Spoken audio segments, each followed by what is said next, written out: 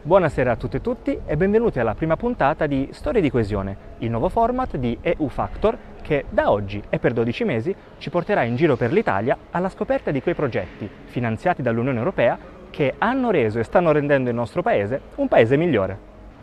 Oggi siamo a Reggio Emilia, da dove vi racconteremo cosa sono i laboratori aperti e ciò che di bello stanno costruendo insieme a quelli attivati negli altri capoluoghi di provincia in tutta la nostra regione.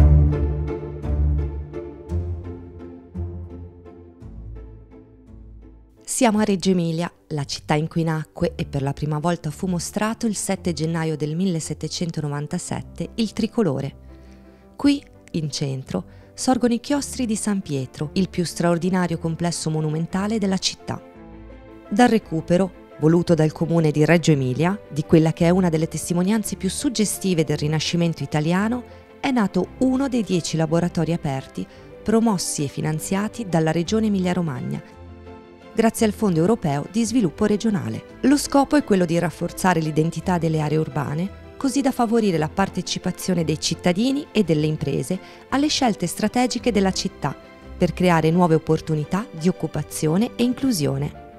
In particolare, il Laboratorio Aperto Reggiano sperimenta forme di progettazione aperte e partecipative e fonda le sue attività su nuove dimensioni di economia collaborativa, sui beni comuni e sulla cultura digitale. Il laboratorio si occupa di innovazione sociale, sperimenta e sviluppa nuove soluzioni in termini di servizi, prodotti, organizzazione e processi, con particolare riferimento agli ambiti del welfare, della cultura e dell'educazione, per dare risposta a vecchi e nuovi bisogni della comunità e del territorio in una logica di open innovation. Ma cosa significa in concreto tutto questo? Eccoci allora ai chiostri di San Pietro, il cui restauro ha permesso di restituire questo complesso architettonico alla città come centro culturale di rilievo internazionale. La nascita del laboratorio aperto, quindi, proietta questi spazi nella contemporaneità per dare vita a un luogo di partecipazione e confronto, di socialità e innovazione aperta e diffusa. Con noi, per spiegarci nel dettaglio cosa sia il laboratorio aperto, c'è Antonietta Serri, presidente del Consorzio 45, gestore delle attività del laboratorio aperto. Il laboratorio urbano aperto dei chiostri di San Pietro nasce da un'esperienza di progettazione del Consorzio 45 in RTI con il Consorzio Oscar Romero, che insieme hanno partecipato a una procedura di gara indetta dall'amministrazione comunale di Reggio Emilia. All'interno del laboratorio troviamo 3 anime: l'anima food, l'anima work e l'anima di innovazione e di progettazione.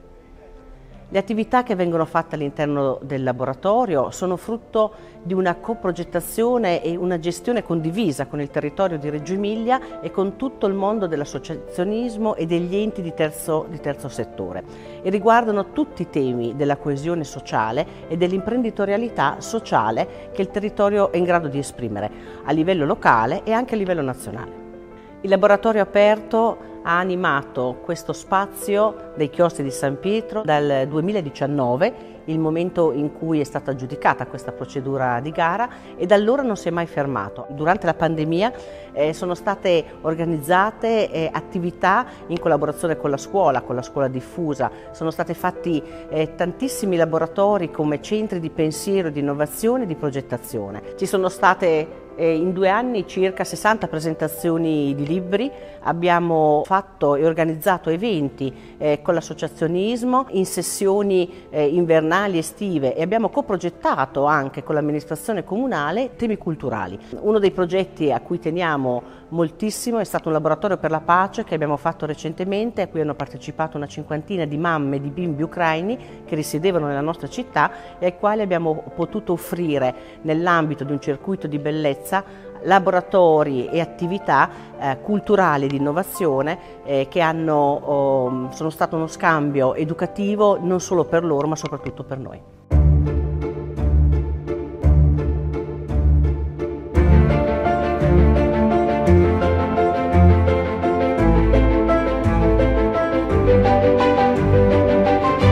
Il laboratorio aperto è una comunità di apprendimento per rendersi capaci a vicenda, stabilendo circuiti virtuosi di produzione e scambio di conoscenza orientata al fare. Lo può testimoniare Lucia Puccioni, insegnante della scuola primaria Carducci, che ci parlerà del progetto Making Chiostri. Il laboratorio Make Inchiostri nasce da una proposta dei chiostri di San Pietro nei confronti della scuola primaria Carducci. Essendo nata all'interno di un laboratorio aperto, vede un'apertura che ha permesso l'incontro tra due realtà vicine geograficamente e anche come idee di progettazione didattica ed educativa. Il laboratorio ha visto coinvolti tutti i bambini della scuola, quindi 12 classi sui 260 bambini e tutti i docenti della scuola che hanno accolto con entusiasmo un progetto che ha visto una collaborazione e una progettazione nel proporre ai bambini un'esperienza davvero laboratoriale, quindi che nasce dal fare, guidato e un po' supervisionato dall'architetto Francesco Bombardi, dagli stessi insegnanti che si sono trovati coinvolti in questo luogo molto bello e così vicino alla nostra scuola. Il progetto è durato circa un anno solare, non scolastico, quindi da gennaio e finirà a dicembre del 2022 ed è stato uno spazio molto stimolante sia per i bambini che hanno riportato a scuola tanta meraviglia e tante nuove suggestioni per lavorare nelle classi e nel cortile, sia per gli insegnanti perché è stata una maniera diversa di lavorare, di confrontarsi tra noi e anche con un'altra istituzione.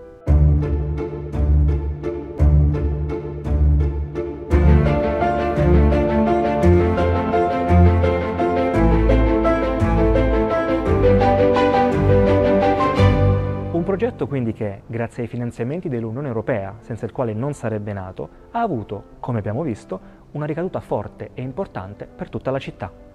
Il laboratorio aperto però non organizza solo opportunità di apprendimento come quella descritta dal nostro testimone e progetti di innovazione sociale. Il laboratorio aperto ha infatti dato vita anche a Food Inchiostri, nuovo spazio di caffetteria nato per accogliere i visitatori dei chiostri di San Pietro, gli ospiti del laboratorio aperto e del coworking e tutte le persone che quotidianamente frequentano l'area e il centro storico. Food Inchiostri gestisce iniziative per la promozione della cultura del gusto, della salute e del benessere della comunità, unendo i sapori della tradizione reggiana ai principi di sostenibilità ambientale.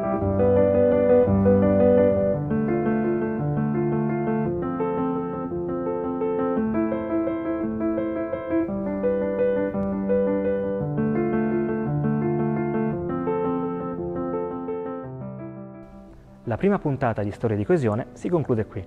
Da Reggio Emilia e dal Laboratorio Aperto è tutto. Ci vediamo il mese prossimo con un altro bellissimo progetto in giro per l'Italia, per un'Europa coesa, sostenibile e giusta.